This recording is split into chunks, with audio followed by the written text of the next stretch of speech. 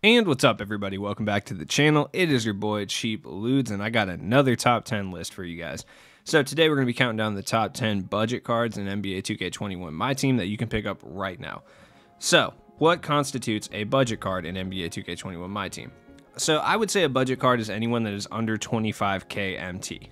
That's a pretty wide range, but I think that does kind of constitute budget guys. I think if it's over 25k, I don't really consider it a budget guy. Shout out Bull Bull. So, we'll start off with a few honorable mentions, and then we'll get to the actual list, and I will explain why everyone's ranked in the way that they are, and why the guys in honorable mentions are in honorable mentions in the first place. So, the first honorable mention is a card that came out yesterday, and the reason I have him in honorable mention is I'm very disappointed in the card, I'll be honest. Like, I saw that he was coming out, and I was hyped, and that's Wilson Chandler, because Wilson Chandler, like, last year he was a beast in 2K.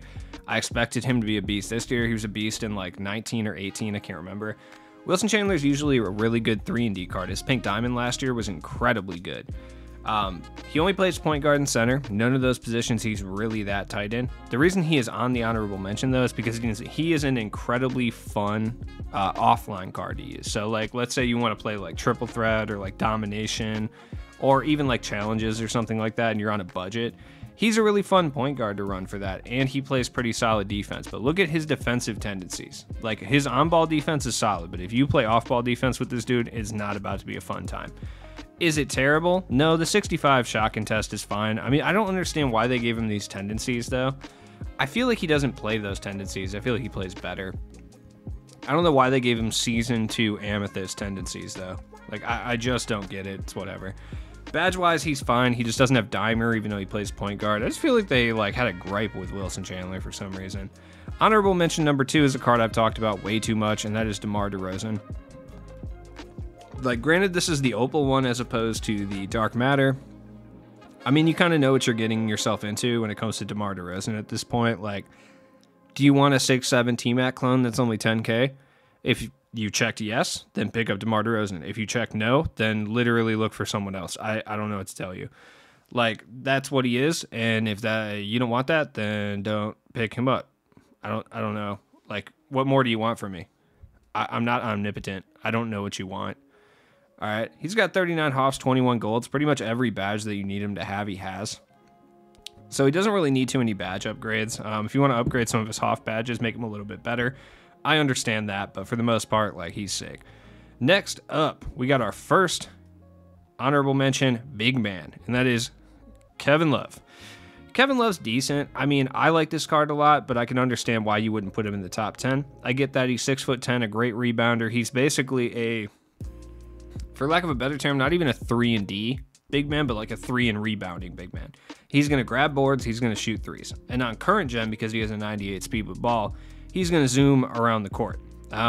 He doesn't really have the stable of meta dribble moves that you really want, so there are definitely downsides to this card. I personally think he's equally, usable on current and next gen, just depending on what you're doing with him. And a final honorable mention would be a card that I think deserves to be on the list, but I understand a lot of people do not like this card. So I'm going to keep hyping him, though. DeAndre Hunter. Beast. Absolute beast. Like, this is one of my favorite cards in the entire game. 6'7", just a pure 3-and-D wing. If that's what you're looking for and you're on a budget, like, I'd look no further. He's got that Lonnie Walker or Rajon Rondo base 32 that I like so much. Same as another guy who'll be featured on the list later. So, I personally think he's better than our number 10 player, and that's Kevin Porter Jr. But if you know anything about 2K21's player base this year, like, KPJ is besides Bull Bull, I would say he's the most overrated card in 2K. I'll say that right off the bat. Not even card, but overrated player in 2K. You want to know how I know? Because I make tier lists. Trust me. When I rank Kevin Porter Jr. too low, I hear about it. Same with Bull Bull. That being said, though, he's a 6'6" JR clone. He moves really well. His jumper, he has a different upper, so it's a little bit easier to get off. He's not a bad card at all. It's just people spoil it. Number 9, we got Brook Lopez. This card came out on Wednesday, and honestly, I didn't really think much of this card until I started using him for limited because I had to, did not have a choice. And he's actually really good. He's a very effective 3-and-D big man. He grabs a lot of boards. He's like stocky, so he can kind of muscle around in the paint a little bit. He can even ball handle a tiny bit, but I wouldn't like rely on him for that. I don't know what to tell you. I keep losing my words just because I got a hold of some more Purple Punch. My brain is like half working right now. So shout out to everybody who knows what I'm talking about. Brook Lopez is a beast, man. If you're looking for a 3-and-D center, especially for offline play, and you want to pay like $6K, go grab Brook Lopez. He's a beast. Number 8, I think this card should be ranked higher, but people typically don't like Jalen Rose for some reason, so that's why I put him in the number 8 slot. Just like DeAndre Hunter, he's got that base 32, 6'8". He plays well at the point guard or the small forward. I personally think he plays better at the point guard position. Jalen Rose point guard cards are usually really good. If you remember his, was that Flash or Buzzer Beater last year? I think it might have been Buzzer Beater. But like his Opal last year was one of the best point guards, especially after he got that Evo and started to play better defense. This dude was one of the most slept on point guards in the game. And this card I don't think is really any different. Like he's super good. If you're looking for a budget point guard that can hold it down with the rest of the point guards in the game, Jalen Rose might be your guy. Is he going to be able to hold down like point guard Giannis attacking the basket? Potentially not, probably not. But like, you know what you're getting yourself into. Number 7, Ray Allen. Ray Allen's really nice. Like this is another card we got Wednesday, and Ray Allen's good, dude. First off, this Ray Allen is the most usable Ray Allen on current gen that we have received this entire time. Even more so than the Ruby one. The Ruby one in the beginning of the year was not bad at all. And it was pretty, I think he had like silver steady, if I'm not mistaken, so it wasn't that bad. But this Ray Allen does not have steady. Like, that is key. Now, obviously, that makes him less usable over on next gen, but you can just grab the enshrined one if you wanted to go that route, if you like Ray Allen a lot. But on current gen, this card is going to be a very, very nice 2-guard because of that fact. First off, Ray Allen base makes the most whites out of any jump shot in this game. There's a reason people love Kawhi Leonard so much. And obviously, Ray Allen cards in general. He has pretty much every badge that you need. But, like I said, does not have steady shooter. Now, like, for me over on next gen, that kind of sucks because I'd like him to have blinders. But I honestly don't think blinders is that big of a deal on next gen. I think the whole hype for blinders is a little bit overblown. It is a relatively important badge, but for the most part, I personally think cards can be usable without it. It's not a do or die badge for cards, but on current gen, it does kind of hurt the value for sure. Next up, we got Chris Middleton. I mean, I'm not going to not talk about Chris Middleton. I'll put him at the 6 box. I don't think he's that good, but he's a 6'7", pure 3-and-D guard or wing. Decent jump shot. I mean, I personally was having trouble with it. That's just me though, but there's people online who are like money with it. So I think it's a very divisive jump shot, if I'm not mistaken. I mean, it's base 56, which is the one that like all the Pejas have, which I don't mind it. It's the same jump shot Chris Middleton has had before. He does have a dynamic duo with Radioactive Giannis as well, so if that's a card you still use or like want to use, Chris Middleton's definitely helpful. I mean, he's 15K, and if you look, he stacks up with some of the best 3-and-D guys in the game. Like if we're looking at like Jimmy Butler or some of the other primary small forward 3-and-D guys, like he stacks up with those guys. Number 5, come on, dude. Are you shocked? Are you shocked that I picked Dino Raja? You shouldn't be. You're watching the wrong channel if you're shocked that Dino's on this list. Dino's still a beast, 6'11", 7'11" wingspan, blah, blah, blah, blah. You know, I've talked about this card like so much that I just don't even want to talk about it anymore. Is that cool? Can I just talk about something else?